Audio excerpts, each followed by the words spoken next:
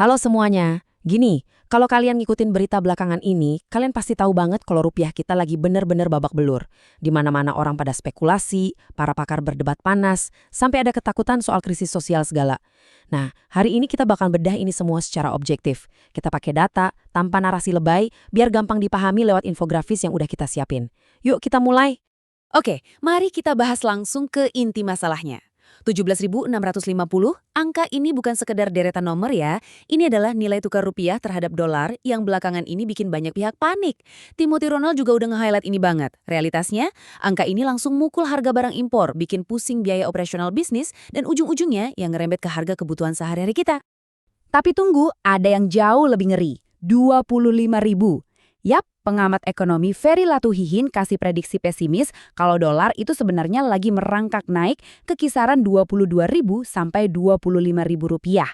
Coba bayangin bentar deh, gimana dampaknya ke stabilitas nasional kita kalau level itu beneran kejadian? Ini beneran peringatan keras akan potensi badai besar loh. Biar nggak pusing, kita bakal pecah obrolan ini jadi 5 bagian yang gampang diikutin. Pertama, fenomena rupiah melemah. Terus, prediksi dan analisis pakar. Ketiga, faktor ekonomi dan politik. Keempat, ancaman krisis sosial. Dan ditutup dengan yang paling penting, strategi bertahan. Kita masuk ke bagian pertama. Fenomena rupiah melemah, memahami penurunan. Kalau kita perhatiin lini masa berita nih, ekonomi kita tuh jatuhnya nggak sendirian. Kejatuhan rupiah ini barengan sama pusaran isu sosial politik yang lagi rame banget. Kayak yang udah diomongin sama figur-figur publik sekelas Bang Hotman Paris, sampai komika Panji Pragiwaksono, masyarakat kita lagi dibombardir sama berita dugaan korupsi Chromebook oleh Nadiem Makarim, sampai rumor soal telepon panik larut malam dari Pak Prabowo. Ingat ya, kita nggak ngambil posisi politik apapun di sini.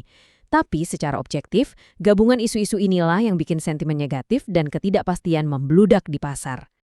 Lanjut ke bagian 2, prediksi dan analisis pakar. Perdebatan makro. Nah, yang beneran menarik di sini adalah kontrasnya tuh tajam banget antara narasi pemerintah sama analisis independen. Di satu sisi, Purbaya maju dengan strategi optimis banget, dengan target pertumbuhan ekonomi 5,61%. Tapi di sisi lain, analis kayak Ferry Irwandi langsung matain argumen itu pakai pemodelan ekonometrika yang ketat. Jadi ini tuh semacam pertarungan antara target politis lawan kalkulasi matematis murni. Kita geser ke bagian 3. Faktor ekonomi dan politik di balik layar. Di wawancara terbarunya sama Liputan 6, Purbaya ngeluarin statement blak-blakan. Dia bilang, saya cuma tangan Prabowo. Kutipan ini krusial banget buat kita pahami. Ini ngasih kita konteks netral bahwa pembelaan soal target pertumbuhan 5,61% tadi, plus penjelasan dia soal anjloknya rupiah, adalah representasi langsung dari sikap pemerintahan yang akan datang. Intinya, mereka tetap milih buat optimis walau pasar lagi bergejolak parah. Nah, dari sudut pandang yang beda, kita punya Pak Mahfud MD yang nyuarain kekhawatiran serius. Beliau nggak cuma ngebahas rupiah yang terjun bebas, tapi juga ngerangkai itu sama kontroversi Nadiem dan adanya dugaan taktik-taktik intimidasi. Sekali lagi, terlepas dari di mana posisi politik kalian ya, kutipan ini makin mempertegas fakta bahwa penurunan ekonomi kita tuh lagi terjadi di tengah hawa politik yang super fluktuatif dan panas. Jadi, poin krusialnya ngebawa kita ke bagian 4. Ancaman krisis sosial. Titik balik. Pernyataan Ferry Latuhihin di podcast Abraham Samad Speak Up bener-bener nggak bisa dianggap enteng. Beliau dengan lantang bilang kalau krisis sosial di depan mata dan bahkan sampai nuntut Purbaya buat mundur.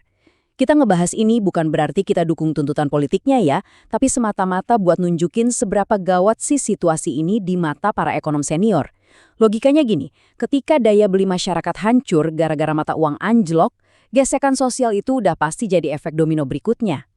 Buat ngadepin ancaman krisis itu, muncullah istilah yang didefinisin pas banget sama Raymond Chin, yaitu survival mode alias mode bertahan hidup. Jangan salah, ini bukan sekedar ngurangin jajan kopi loh, ini bener-bener mode pertahanan finansial tingkat ekstrim.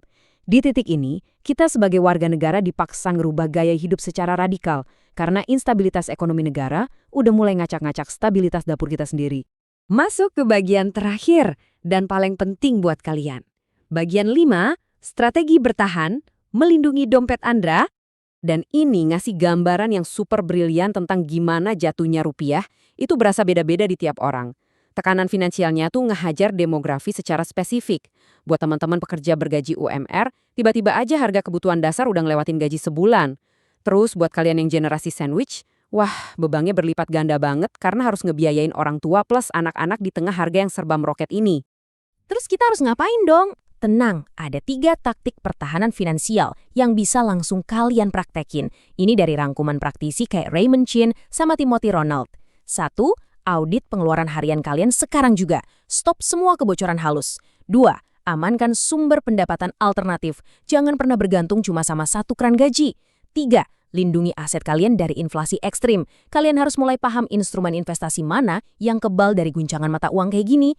Sebagai penutup, aku mau ninggalin satu pertanyaan provokatif buat kalian renungin. Gini ya, kita jelas nggak bisa ngontrol perdebatan para menteri atau sentimen pasar global di luar sana. Tapi setelah lihat semua data dan prediksi pesimis yang kita bedah dari tadi, seandainya nih rupiah beneran tembus angka 25.000 besok pagi, apakah strategi survival kalian, dompet kalian udah bener-bener siap ngadepinnya? Coba cek lagi finansial kalian, pelajari datanya, dan pastikan kalian nggak kecolongan. Sampai jumpa di bedah data kita selanjutnya.